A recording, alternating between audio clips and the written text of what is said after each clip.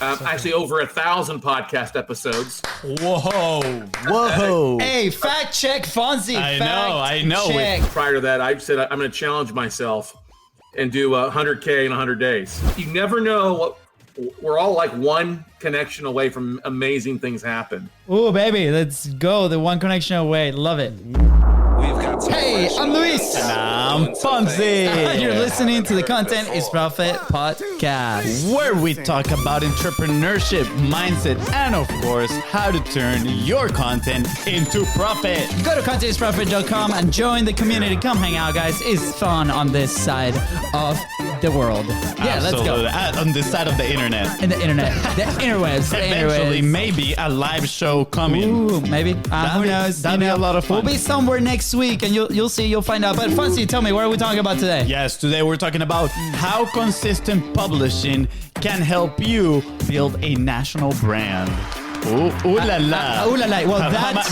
My French friends would say ooh la la. Okay, well, that and much more, guys. I am very excited for this conversation today. You kind of like caught up a little bit with our guest, and then you haven't stopped talking about it. So I'm like, let's do this. He's a cool guy. Hey, what can I say? Before we jump into that, do we have a sponsor today, FONZI? Indeed, we do. Thank you for asking, good sir. And You're today's welcome. sponsor is your own, the BIZBROS. Oh, baby. Yes, this podcast is possible thanks to content momentum. If you are looking to multi-purpose your podcast or video content and turn them into profit, make sure you slide in the DMs at BIZBROSCO on Facebook, on Instagram. That's right, guys. And if you are enjoying these conversations on your favorite podcasting platform, go ahead and follow the show. Make sure, because every Tuesday, Thursday, and Saturday, these episodes are dropping full of value for you to take action and create whatever reality you want to create. That is right. And if today's guests help you move one step forward towards your goal, please don't forget to share this episode, because you might be doing the same exact thing for somebody else. And leave a 5-star review. Thank you. 210, baby. That's right. We are back with episode 210, and we bring you somebody that's a veteran in the world of publishing. Someone that has leveraged their content to build a national brand. That is right. Shout out to Mr. Adam Scheibel for introducing us to today's guest, who has recorded over 600, let me repeat that, 600 podcast episodes while growing his real estate investment company, with which he has purchased over 50 million in assets in the last 18 months. Absolutely amazing. He's the founder and CEO of We Close Notes, a featured speaker and educator at dozens of investment clubs and real estate workshops across the country, and the podcast host. And the host, podcast. So what happened, FONZI? The podcast host of the No Closers Show. I totally missed that word, but it's okay. Please welcome the one and only Mr. No Closer and winner of the Just Made Up prize for the best yard in Texas, Scott Carson. Woo-hoo! What's up, Scott?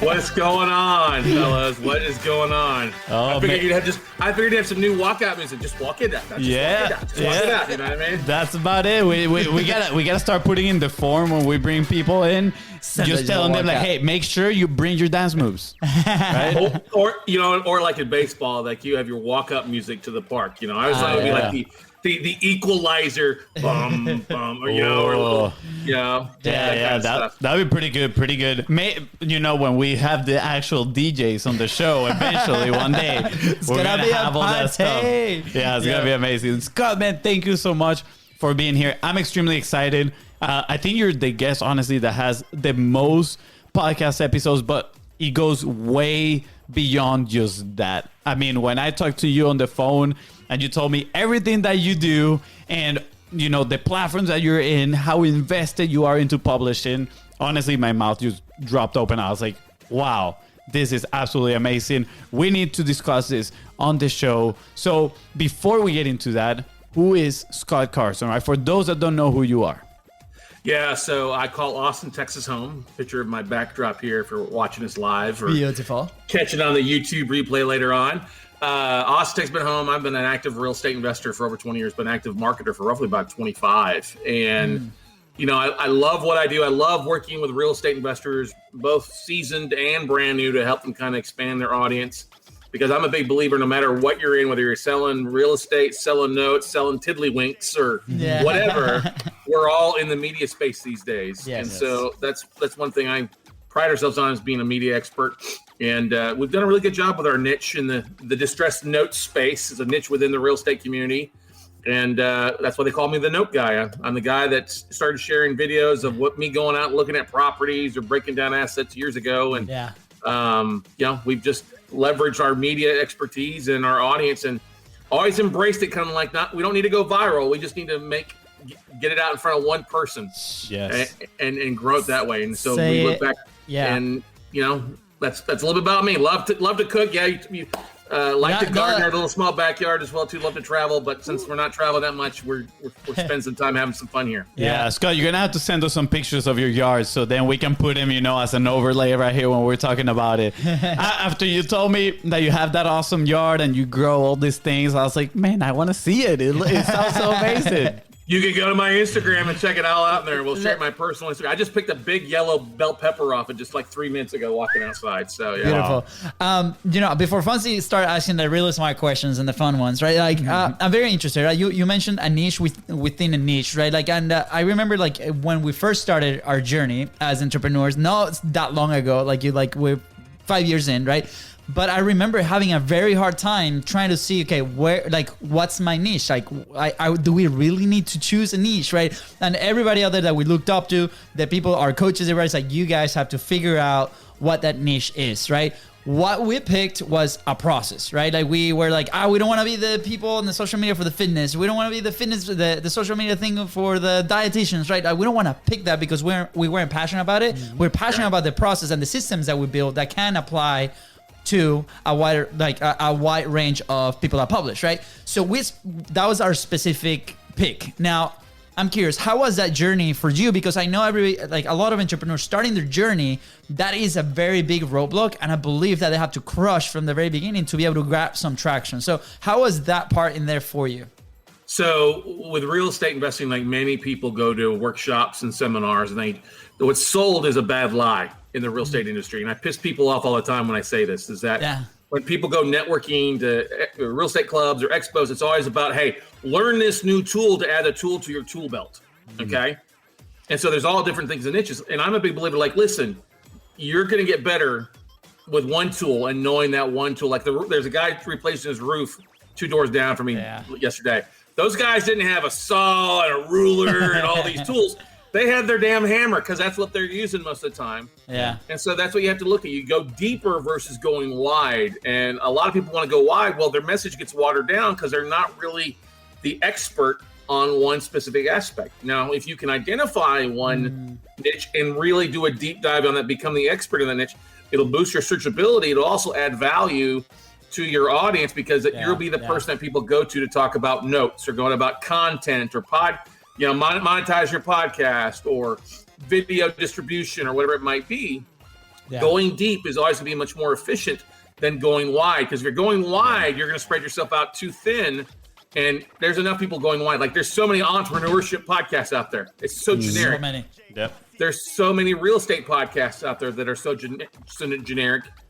People want to go for specific things, and that's why the niche is so valuable. And when I started diving in the note space back in 2008, I was leaving the mortgage industry. We had a big upturn with a great recession here in the United States taking place. And so I said, let's just hang our hat on that because that's what's available. And then when I started looking and researching, there was only a couple other people that were doing it. Yeah. And nobody was embracing, real world marketing strategy. It was all like the dark ages. Let's go knock on some doors or send out 1 million letters and postcards. I'm like, nobody wants to do that. So I always make the joke that, hey, it's the 21st century and Scotty is here to beam me up and I'm giving her all she's got, Captain. Yes. I love it. So let's talk about that. Let's talk about, the dark ages, how you noticed that, and then you saying it is time for Scotty to take over, right? Like, what was it how did you notice that in the first place? I mean, you say you had marketing experience in the past, but what made you say, I'm going all into media, right? And Gary Vee says this very well. He's like, now every company is a media company first and then the other company, right? And you are the clear example of that. So I'll give you a great example is I was doing YouTube videos and not really being focused on. I'm actually on my second YouTube channel because my first one got shut down somehow. But anyway, I was traveling the country literally back in 2010. I sold everything that I owned except my dog and my truck and some clothes. And I was traveling the country. And I spoke 4 nights in a row at 4 different investment clubs, one in San Antonio, one in Austin, one in San Diego, one in LA. And every night when I walked in, before people even knew who the heck I was, I had somebody come up to me, hey, you're that note guy. I was like, you're that note guy. I was like, YouTube's working. It's a powerful tool. And my audience is telling me how to brand myself. Yeah. And they didn't say you were the real estate guy. They didn't say you're the fix and flip guy or the apartment guy. You're the note guy. Yeah. And that stood really strong. That was one major moment. The next moment was actually Halloween of 2015. I was in Las Vegas at an event, and I heard Kevin Harrington from the Shark Tank, and he pitches pitches everything else these days too. But he was on stage, and this is just when Facebook Live was coming out and starting to do that stuff. And he literally got on stage and said, "Listen, if you want to be known, you have to embrace video. You have to start sharing it because it's gotten a lot easier to do it versus just using the old flip cameras like we used to do back in the day." You can do it now from your smartphone, and you just embrace it. So the next day, November 1st, I was back in my office. I got my team together. So we're going to start doing daily videos of like a fly in the wall. What are we focused on today? And share that. And so we started doing that on Facebook Live, and we saw just a huge engagement on that when Facebook didn't, had a better algorithm. Yeah. A more friendly one. Exactly, friendly algorithm. And that really did well. And that led to us doing that for 150 days straight. Really see the value of launching a podcast called The Note Closure Show. I was against doing a podcast because I didn't want to do all that extra work. I was like, what's the easiest thing? Okay, our phone or Zoom. And we've been doing Zoom, and we do a Monday night webinar for like 10 years straight now. Just touching base. So that's the thing is just, okay, let's embrace it and just start sharing and start sharing and start sharing. And now that's led to us having a lot of content, a lot of training.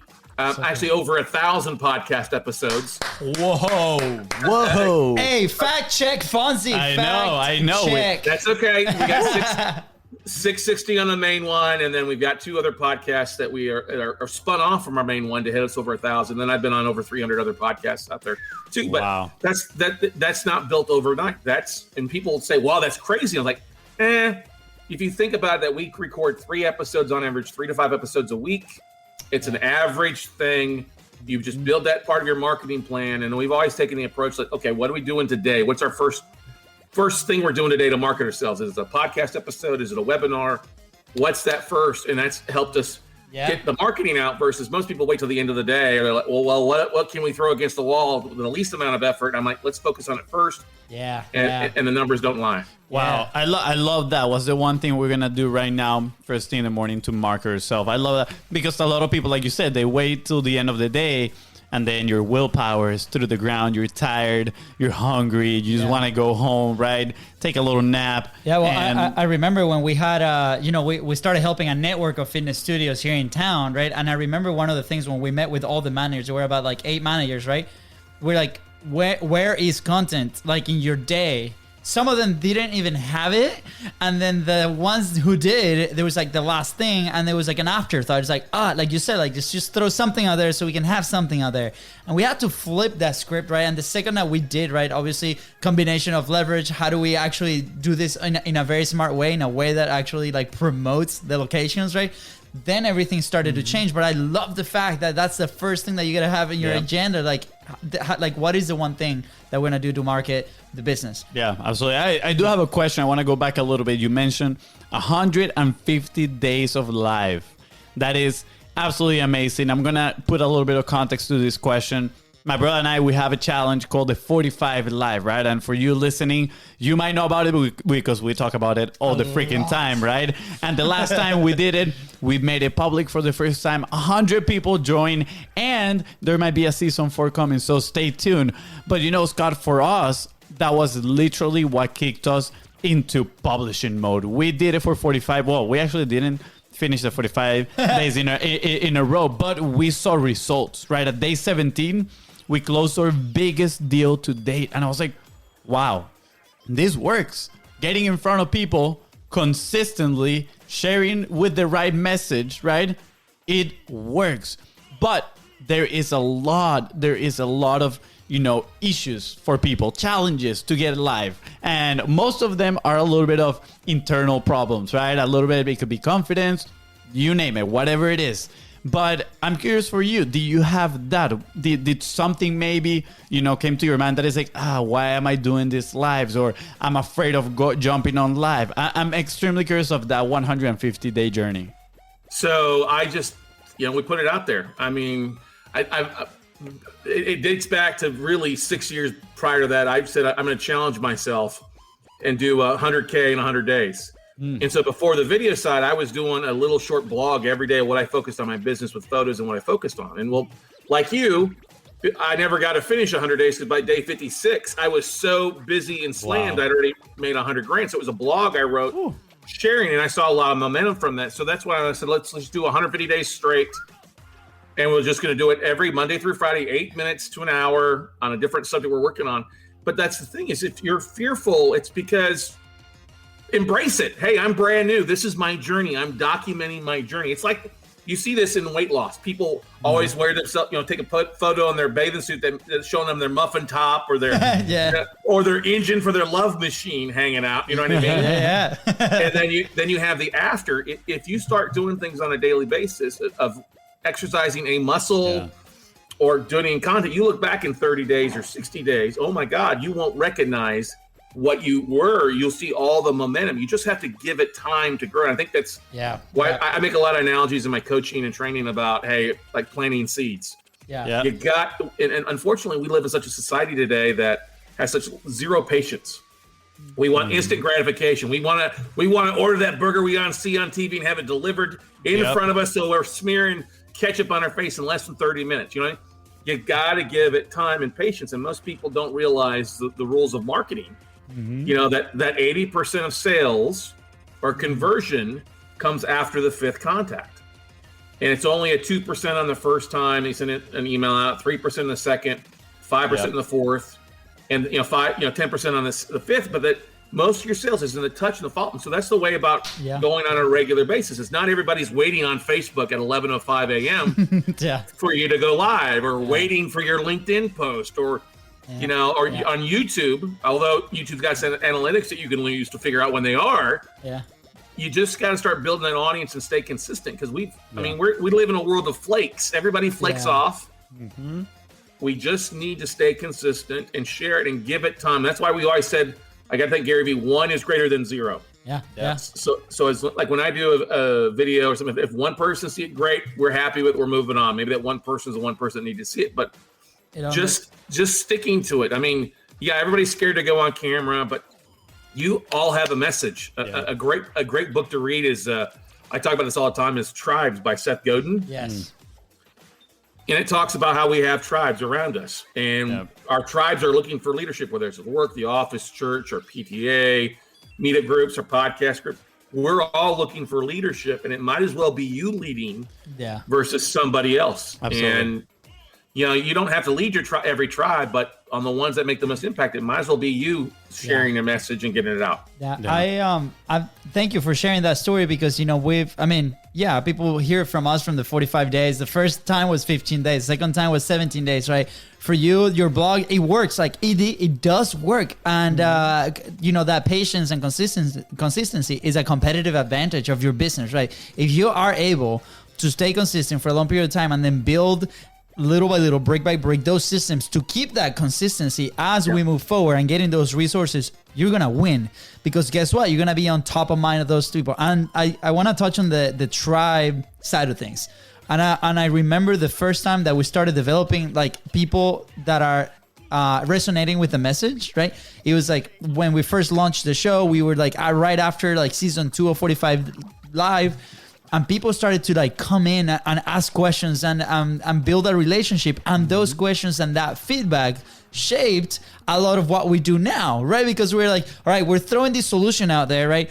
What happens? Give me feedback. Like, is this good? Is this helping? Is this providing the results that you need? Immediately we're getting feedback and we're implementing right away, right? That was our specific case, because we were creating a system from basically scratch, right?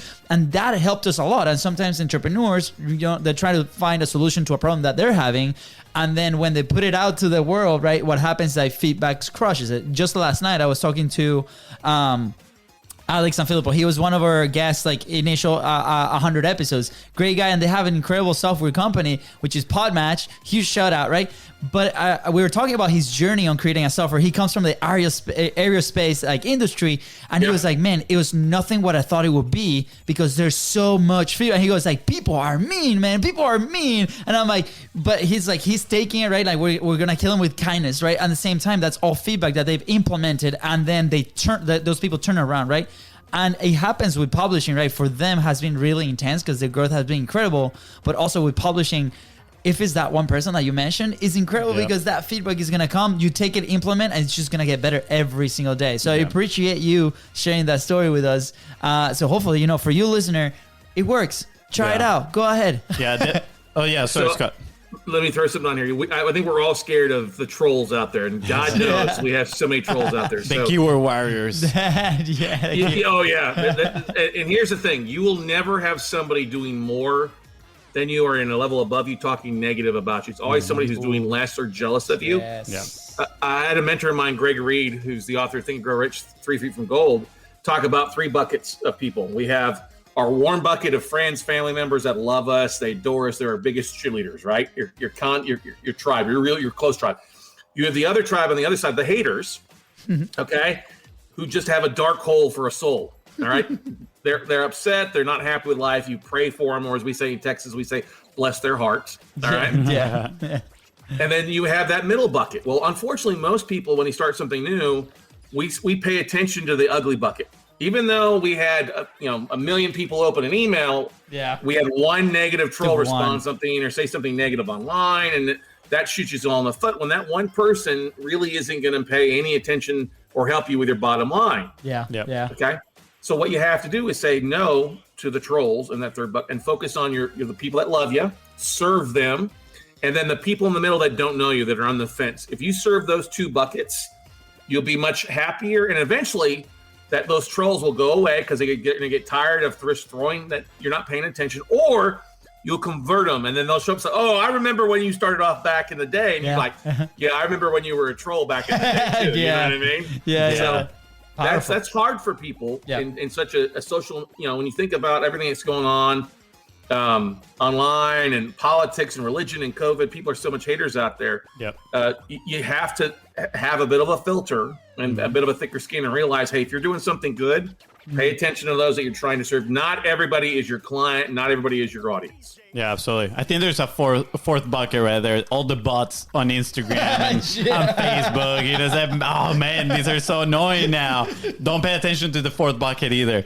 But I love what you're saying, and I actually read a fun fact, I guess, this morning that it takes around 5 kind of like positive thoughts to take over 1 negative thought. Right, so that means a negative thoughts take a lot of bandwidth inside of you. It takes away a lot, and that is the opportunity cost too, right? But what could you be doing through that time that you're spending worrying about the hater?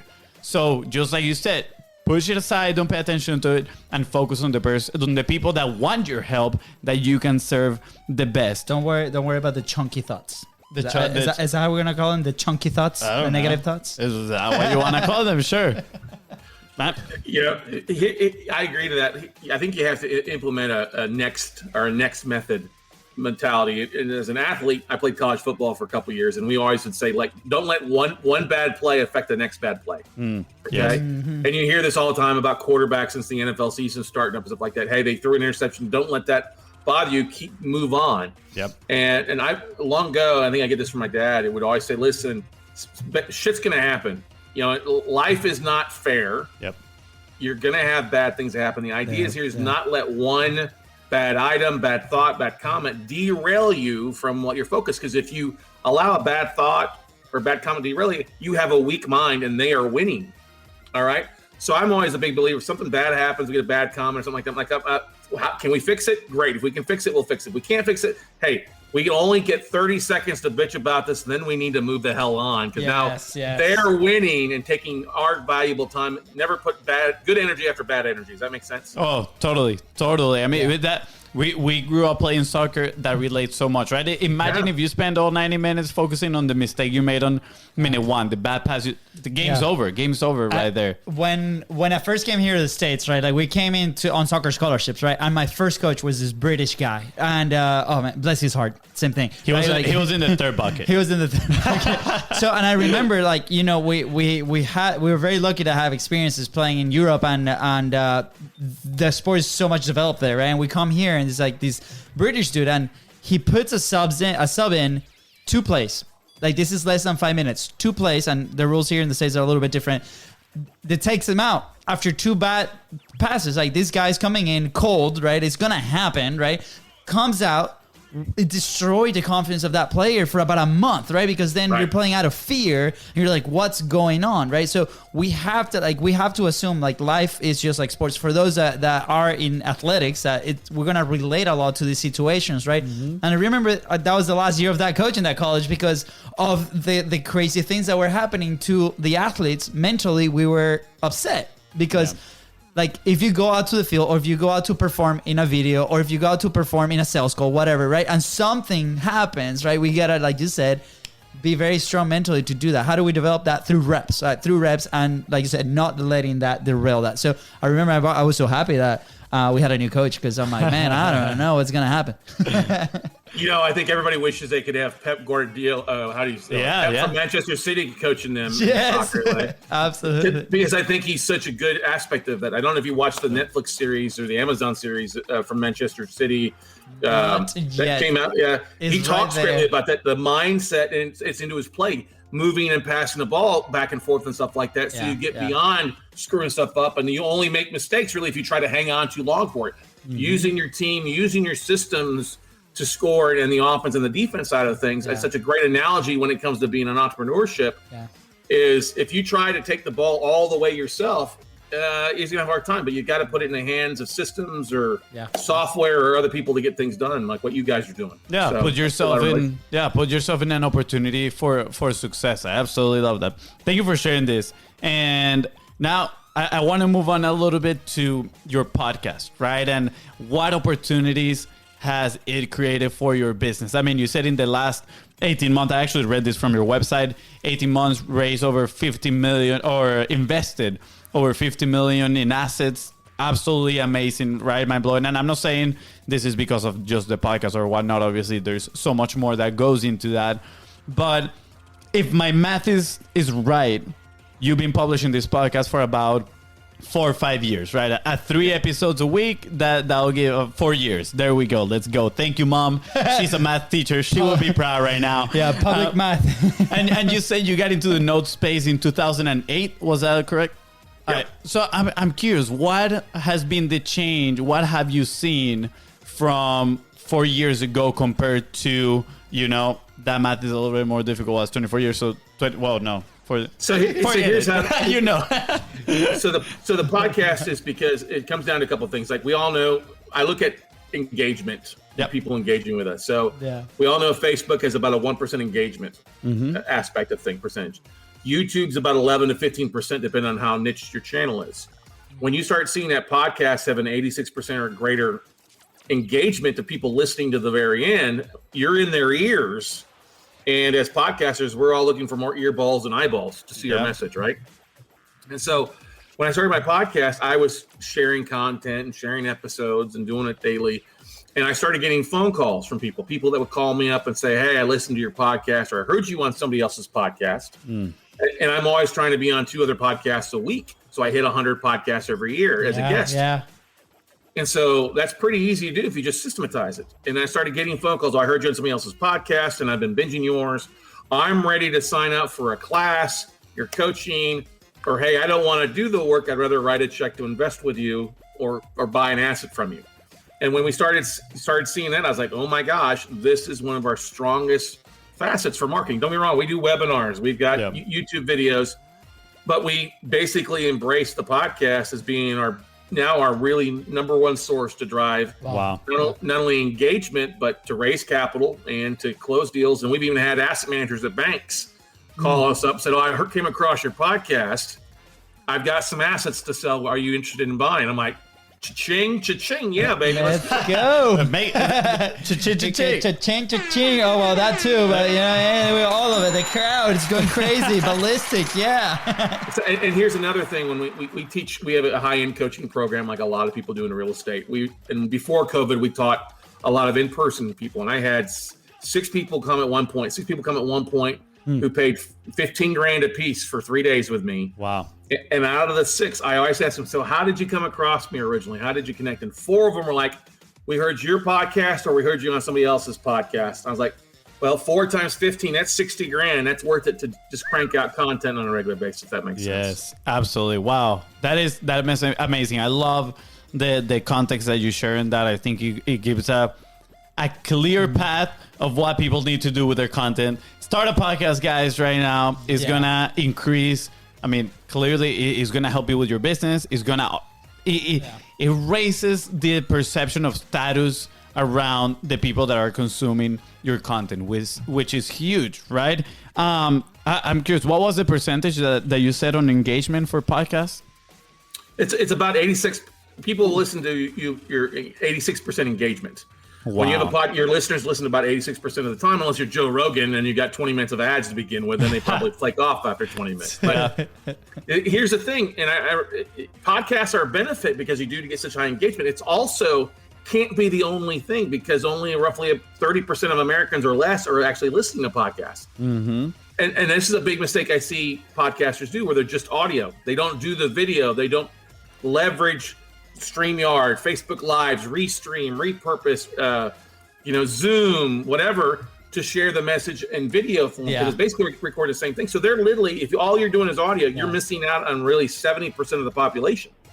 Yeah. And that's stupid. So we've always looked at, hey, how can we start record it once and then share it everywhere so that we're expanding our web versus just leaving a big hole in the middle of the web that's letting all these people that could be clients and stuff flow through. Let's share it everywhere. Yeah.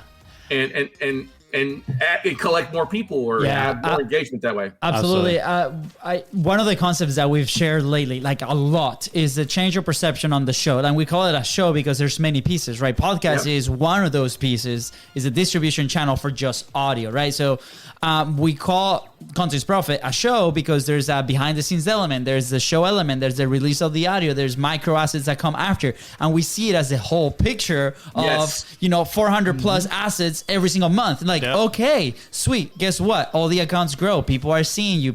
We've had people that are like, guys, I started seeing the show like a year ago when you guys started, and I cannot believe that this is still going like as strong as possible. Like a year later, what happens? Like content continues to come out on their newsfeed. They continue to see the face. They continue to listen to the voice.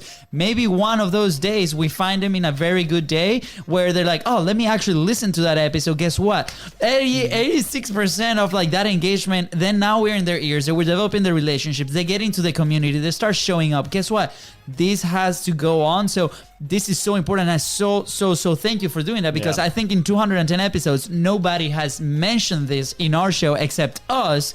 So I want people to listen. Like if you are listening right now, change your perception of just that one channel. How can you leverage that 1 hour, 30 minutes that you are in front of the camera and expand that reach? And there's many ways, right? And for us has been multi-purposing and creating those points of contact.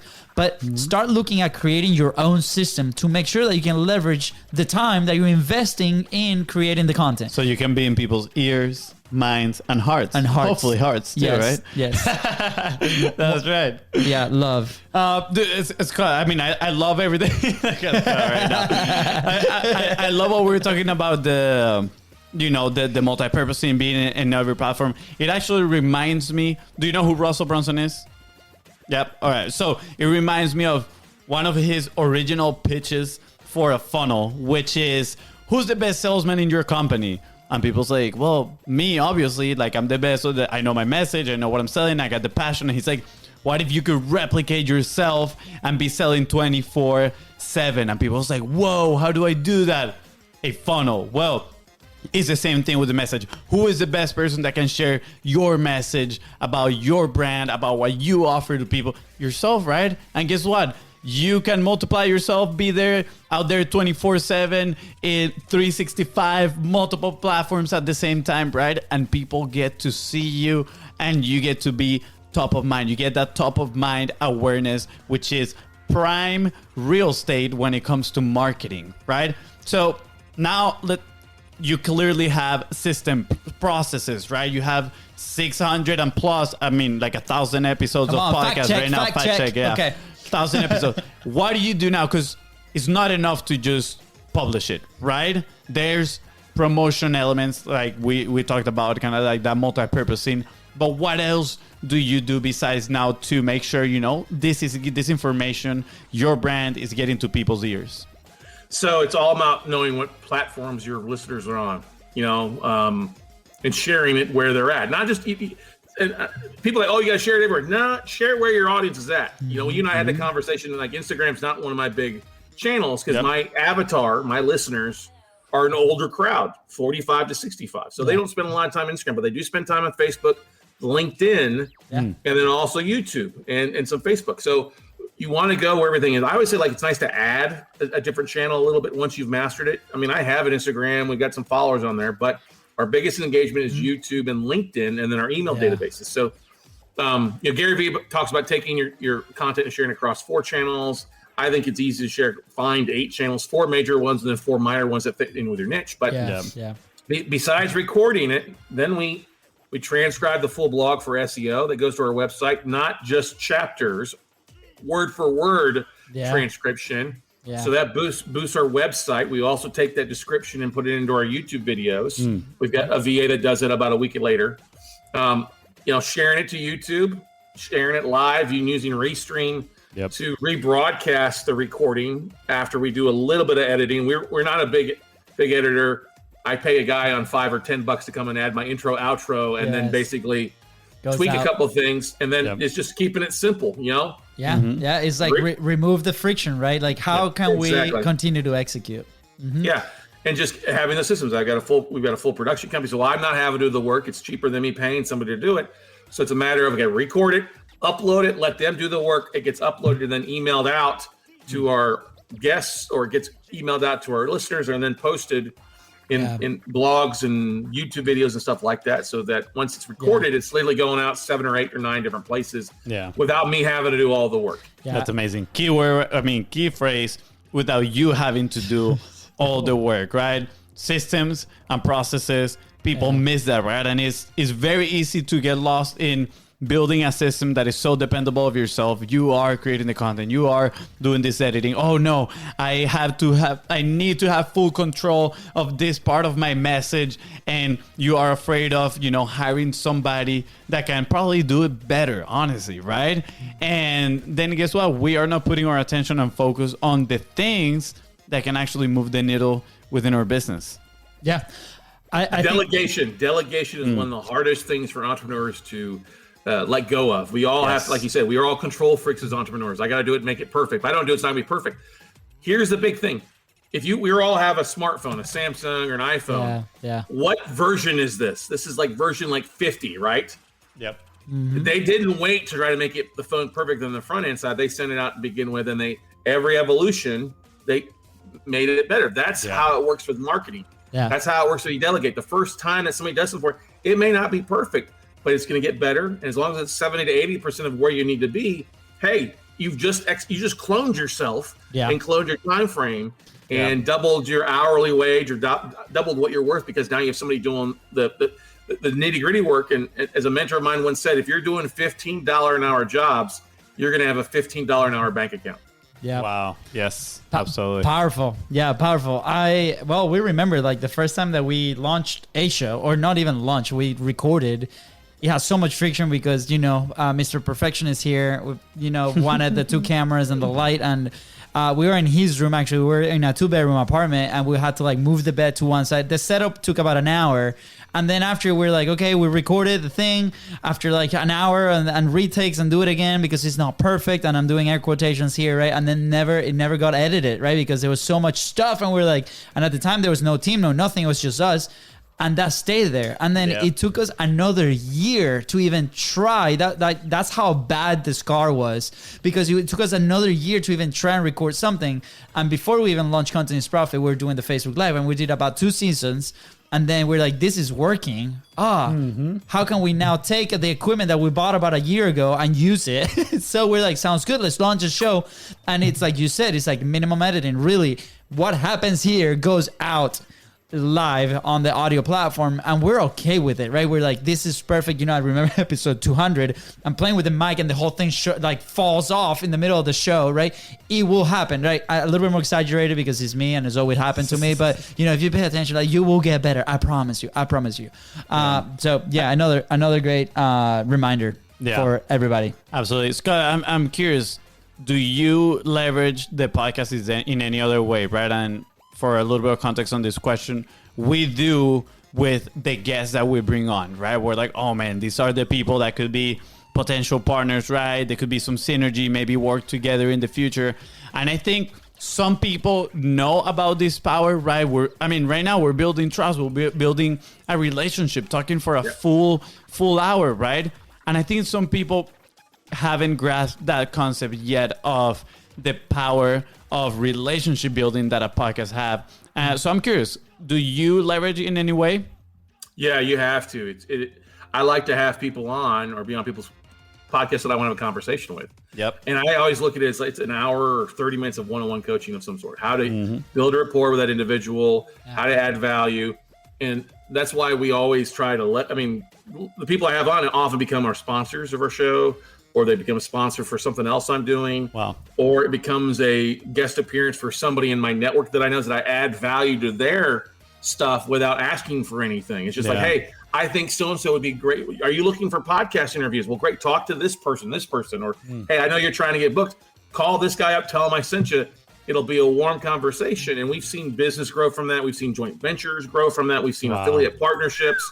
It's led to me speaking on other stages. Like, hey, I want you to be a part of this. And that's the thing. It goes beyond just that 30 minutes to do it. It's just you have opportunities. Like I had, I had a guy on the other day from a national bank. Well, we got a partnership we're setting up. I got a guy coming on Wednesday for a thing I'm doing, and he pitched this whole lending platform partnership for us. I'm like, oh, this is stupid for me not to say yes to. Yeah. You know, and that's the thing is, you never know what. We're all like one connection away from amazing things happen. Oh, baby, let's go. The one connection away. Love it. These days, you never know who's listening. I mean, I have people, hey, I heard your show. I want to be on. Like, we've got a trade magazine called Scotsman Guide in our industry, in the mortgage industry. Well, the CEO reached out to me. I'm talking to him tomorrow. He said, hey, I want to talk to you about how we can expand more into notes. I want to pick your brain. And I would love to be a guest on your podcast. And I'm like, I'd love to have you as a guest on my podcast. And absolutely. Sure, let's do it. So to get it out now in front of, I don't know, he has 250,000 names on a database of distribution list and stuff like that. That's huge. And he wants to feature me. You know what I mean? Yeah. So this needs to be like such a big topic because this section right here, when like leverage the show, minute 40, by the way, like go back and listen to that again. I know Implement is like just 2 minutes, right? But because it has changed everything from us. Like if you go to, for example, here's for reference, right? When we started the show, it was just the two of us. Now we have a team of 6 people, like on the production side for us and for the clients that we take. It's been growing, it's been fun, we've been learning. But everything has been done through the show, right? There's gonna be a level, there's gonna be a point where you need like support stuff. For us, just so you know, like we have no blog is coming, right? The YouTube channel is very basic. That might be another field where we go in and dive in. Right? Yeah, 4 subscribers. I think I was your number 5 subscriber to your YouTube channel. We got to talk after the show. Let's go. Yeah, so there's a BIZBROS clips that's out there, right? And has something, and then there's the show itself, right? So again, like attention is not there because this is what our focus is on. And if you go to bizbros.co, by the way, I think the it's like under like construction, like it's paused at this time. But what was there was the sales letter, and like the hook is like the 6-figure sales letter, right? And it's not what you think because that was the sales letter. People are like, no, you need this piece. You have to have all this ready to be able to build a business and grow. And we're like, no, you do not need to. You need the relationship, right? And obviously the results and the solution that you're offering. And we got to a point where like, okay, we can now apply some resources into developing that. But the building, it was just this platform, just this 1 hour to the elements that you mentioned, right? Strategic partnerships, showing up in different events, authority building, different things that you can leverage to be able to create that value for your dream customer. So I want people to understand, right? That's so valuable, and go ahead and do it. Go invite that person to your interview, to your Zoom room, to your StreamYard, whatever that you really want to have a conversation with. I promise you, out of 200 interviews that we've had, only one person said no, and we got them to say yes after another guest. After we threatened them. What? Shouldn't have said that. Oh, yeah. So, by the way, and the reason the reason they said no is because we couldn't get past their gatekeepers. Mm-hmm. But the second we communicate with him, he was like, absolutely, let's do it, right? So it can happen for everybody. And you look at it's gotten so much easier to have people on podcasts because everybody's stuck at home. Yeah, you know what I mean? They're looking. I mean, look at Matthew McConaughey. Yeah. All right. I'm going to write a book and I'm going to be on a bunch of podcasts because I'm going to be running for governor. But if anything, I'm going to go out and promote my soccer club, the Austin Football Club, and I'm going to show up in a green suit and play the bongos. Yes, absolutely. It's you think about that, how marketing has changed. Most of the stars are behind gatekeepers and agents and stuff like that. But you look at a lot of they've all got podcasts, and they like sharing, swapping. Anna Kendrick's got a popular one. A lot of them are coming out, and they want that. Yeah. That what do you call it? Not marketing, but that exposure in a lot of cases. Yeah. To go out there and just ask. You never know who you'll get to say yes to. Yeah, no, that's true. I mean, you can see now the networks coming up. You can see, Spotify buying podcasts, building their own podcast. HubSpot now, they have their own couple of podcasts that they're launching. It's a space that is growing, lots of potential. But I'm curious, until when do you see this growth, right? How long do you think it will last for people to have access to other people as open, I would say, as freely as they have it right now, right? Because I would think it will get to a moment where there's going to be some sort of wall right there. And, there's going to be a differentiation between, let's call them level A influencers and level C. And it's going to be a challenge to get a hold of certain people. How do you see this growing? So my opinion, and that's just an opinion, that and $4 might buy you a cup of coffee at some point. But podcasting is 1.5 million podcasts out there, something like that is the numbers. I think I've seen somewhere. Yeah. And that might seem like a lot, but that's still minuscule when you think about all the blogs, the YouTube channels, and the Facebook profiles. Mm-hmm. A podcast is becoming much more like a business card these days. It's a business card or like a book. How everybody's like, oh, I'm a bestseller at one point. Well, that got watered down with Amazon. Yes, I'm an Amazon bestseller at 2:30 in the morning. But for my 10 buddies that bought that time, I'm a bestseller now. At 90 cents for the Kindle version. Exactly. I'm the bestseller in motivation, or midnight sales. I hate to say that, but podcasting is becoming a little like that. But it's becoming like that if you don't stick to it. What adds value is consistency, hitting 100 podcast episodes, 200 people use it for writing things. You have think about all the series, like Southern Fried True Crime is a great example out there. They've got chapters every year that they do a chapter, or you've got some series that are coming out that are only 13 episodes or 20 episodes, and they're leveraging that for content. Yeah. I think we're going to hit a point, and then there's going to be a huge number where Apple goes in or other thing, and they just basically, if it's not been active for a year, they're just going to clean sweep and reset the numbers in a lot of cases. Yeah. And those, there are platforms, especially with Spotify and some other, they're trying to build, and you're going to see more, maybe not as big as Joe Rogan's contract, but others kind of move to that paywall. But that paywall is a good thing. It's also a very bad thing. Yeah. Because anytime you have a paywall or you restrict the ability for people to come in, people are hesitant, especially to spend dollars these days. They want to hear something. They want to get to know you. And there's nothing better than being in somebody's ear for 30 minutes or an hour that they get to know you and build rapport. Yeah. And I think you have to keep doing, hey, I've got 1,000 episodes, or I've got, you can't do the bare minimum and try to get by, which is what most people want to do. Hey, I'm going to record 10 episodes and I want to monetize immediately. Yep. You can do that, but if you're not consistent and flaking off like a lot of people, it's the consistency. It's going to be the most valuable. So you really need to set a kind of like, hey, I need to get to 50 episodes. I need to get 100 episodes. Yeah. And maybe you go from daily to twice a week a little bit, because that's a lot of momentum and a lot of stuff to work on. Yeah. But you really got to say, hey, who's in your field? Who's in your niche? And look at what they're doing as a bit of an idea how to compete. I mean, I'm lucky that when I started, there was maybe one other podcast in the note space, and it was 2 students of mine that did it for 2 years before I did. Then when I found out they weren't going to do their podcast because they were going separate ways, I was like, there's an opportunity. Let me jump on this. Absolutely. And now there's 6 or 7 other podcasts my niche, but you know, ours is still the number one because the fact is it's consistent. Yeah. We show up. You know, not everybody likes me. You're going to have haters. And sometimes I think haters just listen just to hate, which is, okay, I'll take that download number. Thank you very much. Absolutely. Bucket number 3, guys. Bucket number 3. Wait, real quick. I love what you're sharing. And just so you know, team, cut this part right here. In 5 years, when this prediction happens, we're just going to throw it in social media like Gary Vee. Put it in the prediction folder. That's how it happened. Prediction folder. Yeah. You know, it's funny you say that because I've been called Nostradamus before. Nostradamus. Oh, man, that's awesome. That's pretty cool. Hold on. Yeah, I mean, it's okay. Honestly, we got the studio clap. Compared to my brother jokes, that was I thought it was a pretty good joke. Hey, man, this is going to happen. There's going to be... Hopefully the crowd knows who Nostradamus is and they put 1 and 2 together, you know? Wow. You had to call this joke? I mean, no, for the crowd, the audience. Anyways, okay. Stop, Fonzie, stop. Okay. Anyway, so people got the joke. So here's a very striking stat, right? Between 70% to 80% of podcasts don't go past episode 7. It's like, what? Right? Those are all hosted on Anchor. Yeah, well, I had 0 experience with Anchor.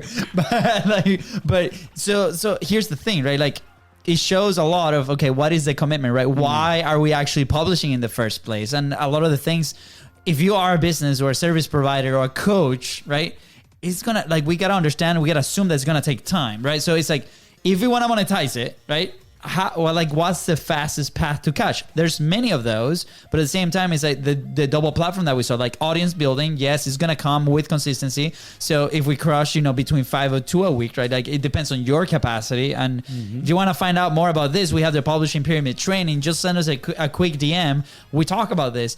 And then on the back end is like, what is my fastest path to cash? Those relationships, strategic partnerships, deals, different things that can happen with the person that we have that conversation with. So we just encourage you guys to like consider, how does that look like as far as like, who's my dream person that I'm going to have a conversation with, that conversation, the topic itself is going to help my audience find solutions to their problems and build the trust that I need to then later bring them into my world. So it's a whole ecosystem that we can develop, and it's not that hard to start executing on it, right? Yep. So this has been incredibly useful, wonderful, so awesome. Yep. Fonzie, do you have any other smart questions? No, I ran on my list of questions, Scott. Thank you so much. But we do have 2 questions that we always ask towards the end of the episode, and I'm gonna actually put a parenthesis here because we talk about this, right? We do this as a show, so we get these segments and then we get to use these little bits for multi-purposing, right? And putting them all over the place. Kind of like, the live show with Jimmy Fallon, all those. If you go on YouTube, they have those very specific segments that they multi-purpose. So close parentheses, and we're going to go with the 2 questions. Scott, number 1 is, what is that action point for somebody that is, let's say they already started their publishing journey, but they might be a little lost on, I'm not hitting the right audience, I'm not getting the engagement that I want, or I'm just, throwing spaghetti against the wall. The number 1 action is to reach out to somebody who's successful. Most successful people are willing to give their time 30 minutes, an hour to somebody who's brand new and help you overcome. And I've found that in the podcasting industry is such a friendly environment because we're not competitors. We're not really chasing after the same thing. We have similar audiences, but it's a different thing. So reach out to somebody who's a peer, somebody who's doing well, and then listen to them. Be coachable. Too many people ask for counsel, and then they're given counsel. They don't want to do that because they're lazy or they want to do the bare minimum. If somebody tells you to go do A, B, and C to get six-pack abs, just going to C isn't going to get it done. You got to do A, B, and C to do that. So be coachable. If you're struggling, reach out to somebody and listen to what they're saying and go for them. You really have to have a passion about it. If you're just trying to be a flash in the pan, you're not going to find success. And you've got to realize it's an investment in time, an investment in energy to find success. The most successful people are because they've been consistent, they've taken more reps, they've done more than what you do, and that's why they're at the top. Yes, love it. Thank you so much. I hope you listening right now have pen and paper and you wrote that down. If not, back up like a minute, listen to it again, and write it down. And then do the reps. It can be your notes app in your phone too. Doesn't have to be pen and paper. Pen and paper. It's proven. It's proven that when you write it, or just send the file to rev.com and have it transcribed for $1.25 a minute, or Octopus. Or Otter and have it transcribed for free. There you go. Yeah, look at that. Or you can go to Upwork, put a full-on application for a VA, and then tell, hey, can you write this for me? You know, friction. Simple. Yes. Keep it simple. Absolutely.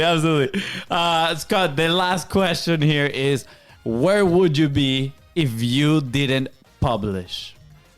Oh my gosh, if I didn't publish, where would I be? I would probably not be where I'm at today. I would probably be working back in corporate America. There's nothing wrong with having a 9-to-5 or a job, but I like to think of myself as unhireable because my hourly, what we bring in on an annual basis, is more than what I would be getting. And I would not have nearly accomplished the things that I've been able to accomplish. I wouldn't have been able to go to the places that I've gone to and travel. And that's all come from the fact that I started publishing and sharing things. And I realized that the videos I was doing, I may not have had any views on it for months or 2 months, but it was all adding to my online resume. It was all adding to content that would be there for people to go back and check it out. So I don't know what I'd be doing. Probably a coach, or probably working as a banker back for a bank.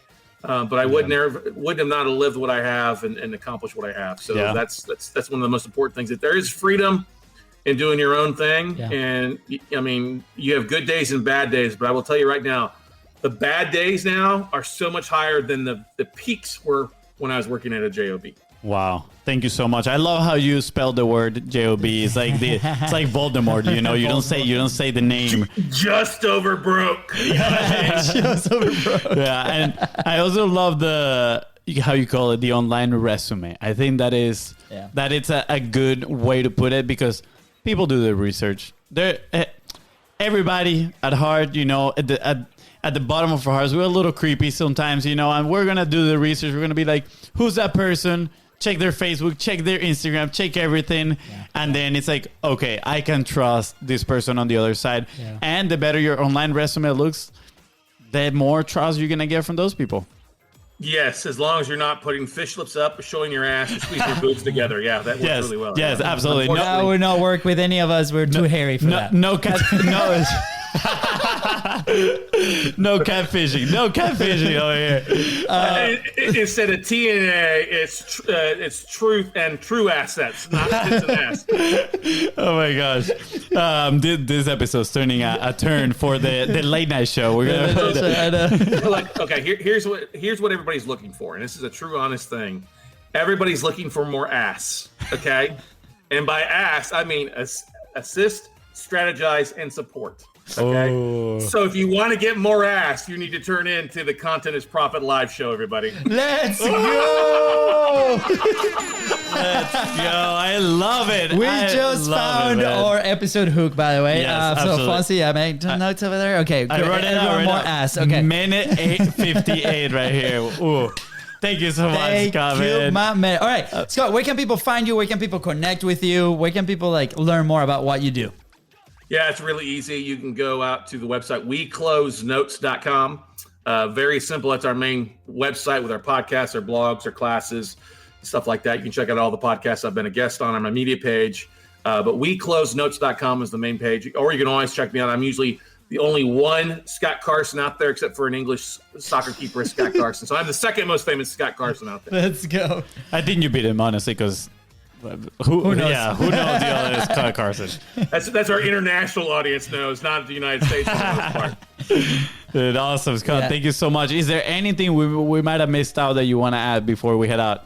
Here's the biggest thing, ladies and gentlemen. Your only thing you guarantee by not taking action, by not hitting the publish button, is failure. It doesn't do you any bit of good to record something and not share it with the world. Embrace the suck, fail forward, and embrace success.